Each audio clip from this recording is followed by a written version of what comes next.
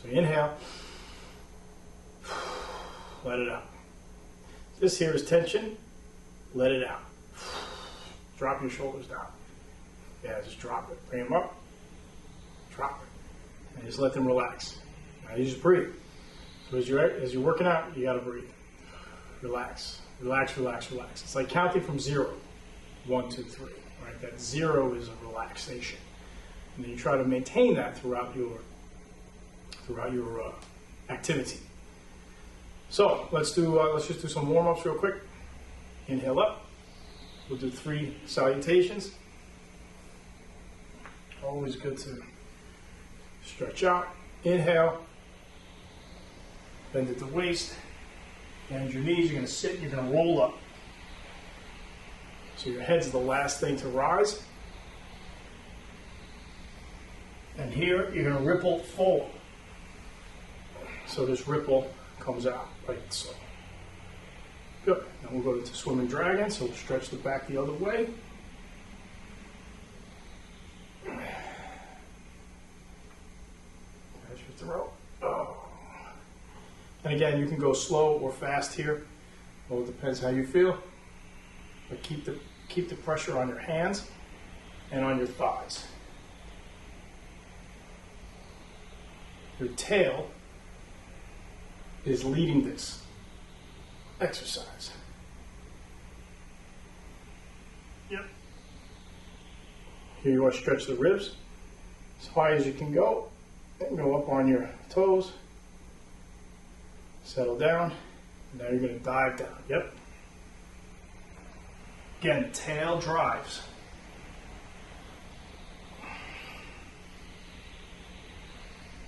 And go up. And here you can connect the elbows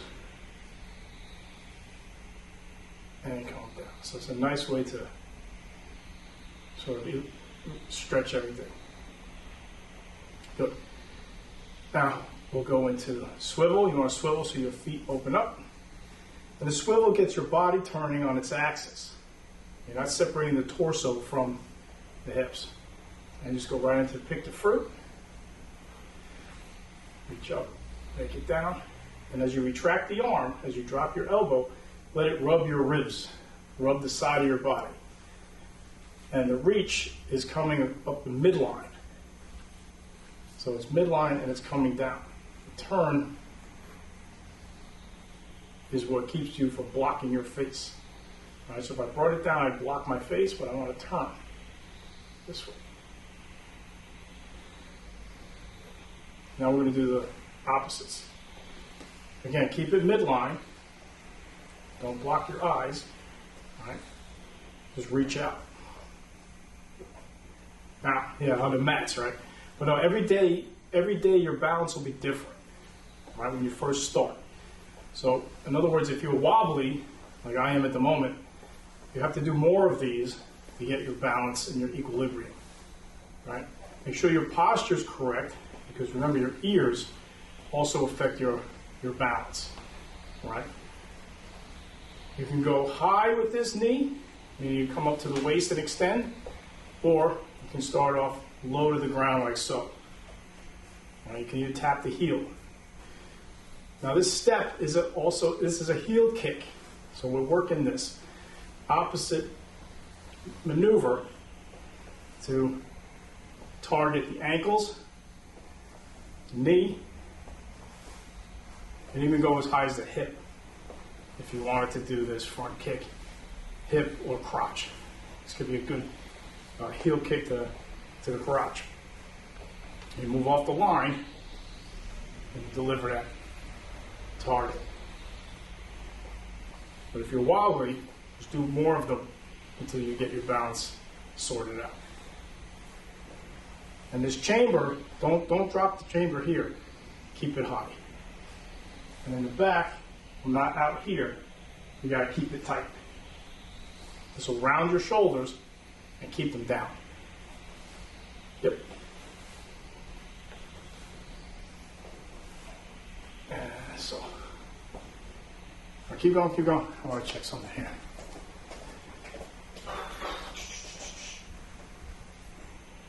Testing. Okay. But I had the mic off.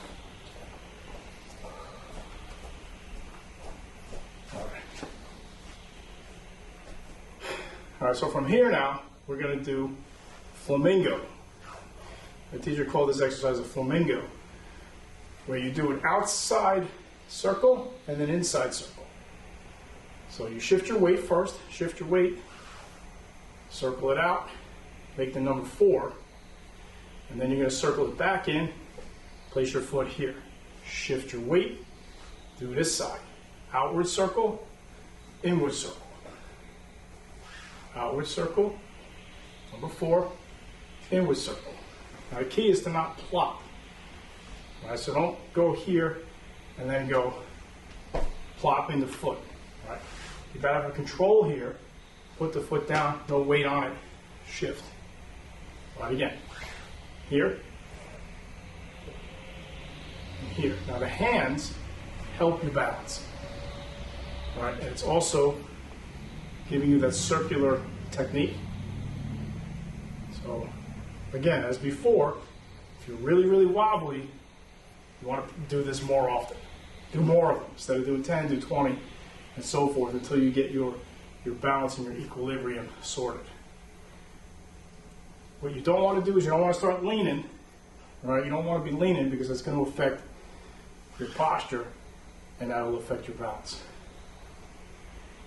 Good. Now the hands are going to be flat, but they can be any level. All right, so you can go here and just make it easy for yourself. Follow your foot. Just follow your foot. Now one thing that throws balance off quite a bit is when people look down. Okay? There's a tendency to look down at our feet, especially when we're doing a maneuver we're not accustomed to. Right? You know where the ground is. You don't need to look at it. Right? If you know the terrain, like for example, when we're in a school with mats, there's nothing on the floor that I have to worry about jumping up at it. Right? So I don't need to look down. I need to look straight ahead at the horizon. I need to see the horizon line because that's how the ear canals are designed to help with your balance. When your posture is leaning, when you're looking down like this, your crown is over here, you're definitely going to be wobbly. And now you lose the turn of the axis. So you've got to keep your posture up. All right, so just look at the horizon. You know where your feet are. You know where the ground is. You want to feel it underneath you. All right? You can even do 2 hands if you want to play around. All right, you can do 2. You can do a combination of 2. You can do 2 different circles. The hands are counterbalances. They're there to help you. Yep. Notice you look down, you whoa, get wobbly. One other point to know is that the leg that's straight is not locked. Right? So if you lock this, it's going to change the structure, and your weight is going to be over your heel most likely. Right? So you want to have this bent or at least unlocked. Right? If you're not able to get low enough to extend this sweep out and get a really deep or a deeper stance, then if you're higher, just make sure this knee is unlocked. And you may have to drop if you feel wobbly. All right, so notice I didn't fall over, but I needed to catch my balance by sinking.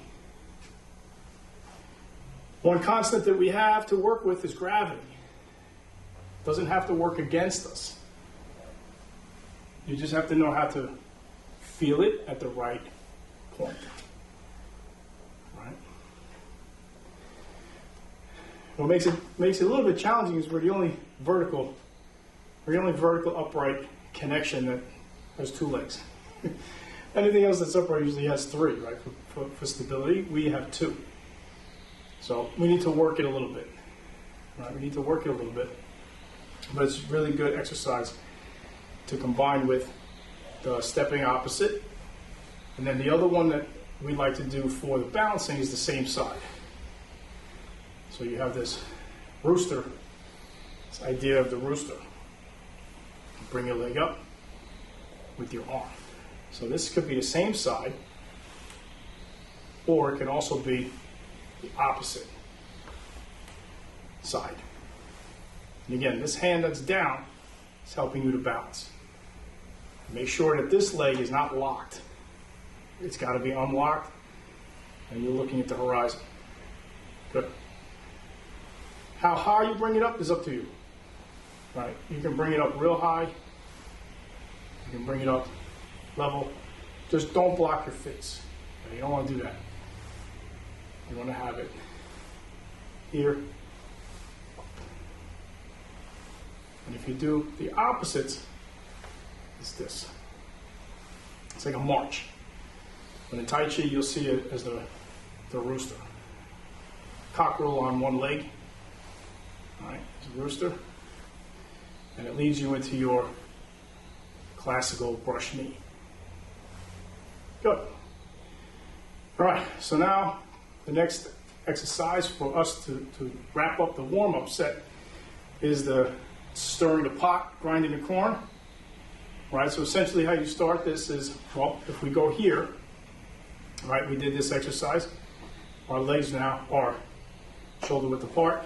And this is like if you're going to sit in a chair, right? You don't necessarily have to be this deep. Just be like if there's a chair behind you, and you're going to sit down. So from here, you're going to shift your weight. When you can't shift anymore, you're going to turn. Shift, turn. Hands come out, and they're going to wipe the table or stir the pot. Right? When I learned it was stir the pot, grind the corn. This is the wax on, wax off from the Karate Kid. All right, the first movie, 1985 maybe. Great movie, by the way, because it was about the teacher, not the student.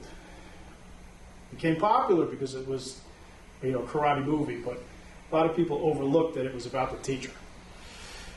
So what's happening here is you're shifting. When you can't shift anymore, you turn. When you can't turn anymore, you shift. You'll notice that your turn stops at a 45-degree angle. Boom. And the arm just shoots out with the centrifugal motion.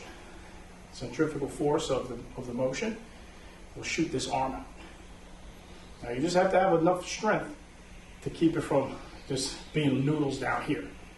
Right? So that's why we're just out there swiping, we're wiping surface. Fingertips are alive. Right? You got to have your fingertips alive when you do Tai Chi. They can't be sleepy like this. Right? Have you ever seen this? Like Frankenstein? Well, even Frankenstein was like, I'm coming to get you. Right? So when you're doing this, you want your fingertips to have some life in them because you'll feel the blood flow there.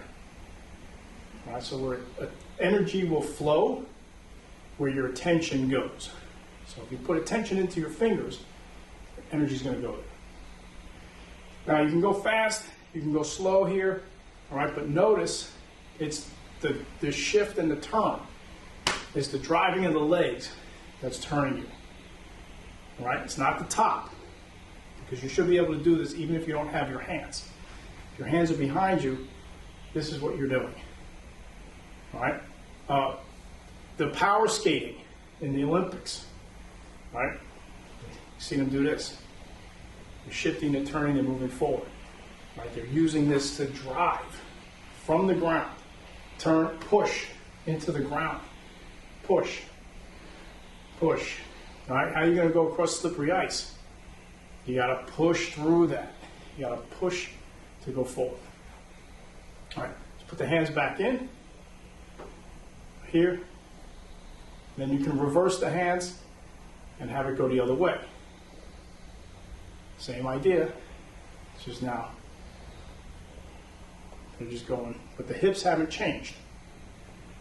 It's just the timing of the hands, the direction rather of the hands, but still in time with the turn.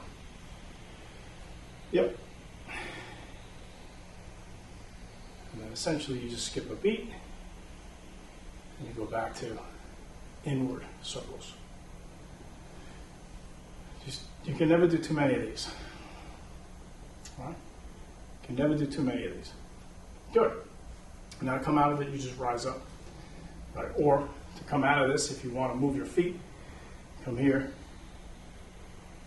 and just step up. All right? Because the weight shifts onto one leg, and you can pull the other leg in. Right? So if we go back to this seated stance, or the horse riding stance, which is a foundation of any martial art, is the horse stance.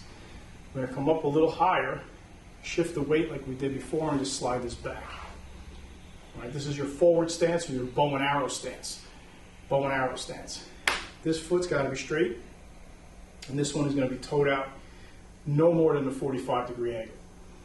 All right. Now, if you're looking at your feet, and this is what we're not moving, so we can look at our feet. If you notice that the big toe is like this, if your big toe is straight, you're actually toed open a little bit. So what you want to do is the pinky side, small toe, or the blade of your foot, the blade straight. Yeah. That's on the train tracks. So that actually gives you a little bit of a slight toe in, very, very small. And the same on the back foot, the blade is on a 45-degree angle. Now, your weight to the front, you've got the solid stance right here. And this is Tai Chi right here. This is the Tai Chi stance. You're going to go in and out of this stance throughout the whole form. You're going to go in and into it, and then into the rear. So now this is a rear stance. If you pull the foot in, that's a cat stance, right? You can research how cats move, but their back legs do most of the power is from the back leg of the cat. So if you're here, this is a rear stance. This is a forward stance or a bow and arrow stance. Here, this is a cat stance. Now, I'll just say that when you're doing stance training, you got to just do it. You got to just sit here. You got to sit here, and you've got to maneuver around that. There's no real way to shortcut stance training, in my experience anyway. All right, so you're going to go. Let's go into this forward stance or this bow and arrow stance. Make sure you're aligned. Now this has got a tuck, right? You want to drop. You want to make sure everything is aligned. So let's remember the Tai Chi principles here. Okay, you don't want to be leaning. You're not looking down, right? You want the crown suspended from heaven, right? Think of as God holding you from the heavens here, and you're going to do His work on earth, right? So you're here. Your eyes are looking at the horizon, shoulders relaxed. Now, you're just going to have all this tucked. Now, if you can, suck it in a little bit. Bring this in, bring your abdomens in a little bit, but relaxed. Right? So it's not a dynamic tension. I don't want you to, it's not on the beach. Right? You're not trying to suck it in like for the beach. You just want to not have it extend out like blah. Right? You want to have a controlled posture, if you would. Right? So this is engaged. Squeezing in a little bit on the dantian naturally. Right? So you're not really trying to do it, but you just want to bring your navel in a little bit, like maybe right to your buckle or your waistband. Have everything just relax. All right. You can chamber high here. All right, that's a good thing to do. Keeps your shoulders down and turn out the wrists. So this torques the elbow and it wraps the bone. All right, wraps the bones. All right, don't be lazy and have them lay down here. Bring them up. All right, and not here. Got to bring them back. All right, keep that in and just breathe. Now your weight is on the front. Now looking at the legs. Stay there. Those of you in class, keep the posture while I'm talking. So this is the other thing. When an instructor or a teacher starts to explain things, you got to hold the posture. Don't get all relaxed and no, you've got to hold the posture because they're pointing things out for you. So if we look at the leg, we don't want the leg collapsing, and we don't want the leg going this way where the foot rolls. And you also don't want to start getting this dropping lean where now your knee is over your toe. Right? If you train that way, your good knees are going to turn into bad knees at some point. Right? And a lot of hard martial arts styles that do a lot of very low stances or very high kicks or very deep or strained, I should say, very strained mechanics, they end up coming to Tai Chi later because their knees can't do those things anymore as you get older. So start the right way, right? Feel it, listen to the body, right? You'll feel if it's painful, then you have to change. You have to change the mechanics of your structure. But what you want to do is make sure the leg is straight, the knee is not hyper extended over, and everything just sits here. In the beginning, right, in the very beginning, you're going to feel your weight in the quad. You're going to feel your weight here. What you want to do mentally is you want to move that into the bone. That's the next step, is to get it off the muscle and into the bone, so that structurally your bones are holding you up. Then go beyond that and have all of your weight go into the ground. Allow the earth to absorb your weight. And whatever extra burden you might be holding. So whether that be an emotional burden or a physical addition of weight or someone attacking you or giving you energy, you want it to go into the ground as quickly as you can. When you're able to do that, when you're able to put your weight into the ground, you can stand in these stances longer. All right, so your mind has to be engaged here. And this is true for Tai Chi or for any martial art that requires a stance training. You've got to sit there and you've got to do it. Because once you start to move, and we start to partner and do sparring, you can't lose your legs. You've got to keep your legs under you, and they've got to be strong. All right? He who loses his legs first is going to lose the fight for sure. You got to keep your legs under you, and then you just sit there.